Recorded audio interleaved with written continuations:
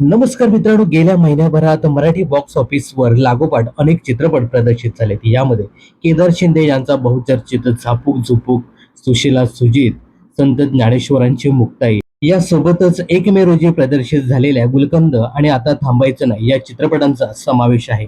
तर गेल्या काही दिवसात प्रदर्शित झालेल्या सिनेमांच्या तुलनेने गुलकंद आणि आता थांबायचं नाही या दोनही सिनेमांनी बॉक्स ऑफिसवर कोटीची उडाणं घेतली आहेत.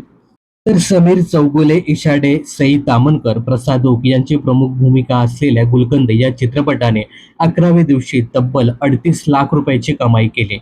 सॅकनिक या वृत्तपत्राने दिलेल्या माहितीनुसार या चित्रपटाचं इंडिया नेट कलेक्शन आतापर्यंत आहे 3,51,00,000 आणि वर्ल्ड वाईड या चित्रपटाने आतापर्यंत 3,95,00,000 रुपयाची कमाई केली. तर गुलकंद या चित्रपटाबरोबर रिलीज झालेल्या भरत जाधव, सिद्धार्थ जाधव, ओम भूतकर, आशुतोष गोवारीकर, पर्ण पेठे अशा कलाकारांची प्रमुख भूमिका असलेले आता थांबायचं नाही चित्रपटाने सुद्धा कोटीचे उडाणं घेतले. या चित्रपटाने 11व्या दिवशी तब्बल 69 लाख रुपयाची कमाई केली आहे. तर सॅकनिक या वृत्तपत्राने दिलेल्या माहितीनुसार 11 दिवसात या चित्रपटाने 2,94,00,000 रुपयाचं इंडिया नेट कलेक्शन केले. तर वर्ल्ड वाईड सांगायचं झालं तर 3,30,00,000 रुपये चित्रपटाने आतापर्यंत कमावले. 1 मे रोजी प्रदर्शित झालेल्या गुलकंद आणि आता थांबायचं नाही हे दोन्ही चित्रपट प्रेक्षकांचं भरभरून मनोरंजन करण्यात यशस्वी ठरताना दिसत आहेत.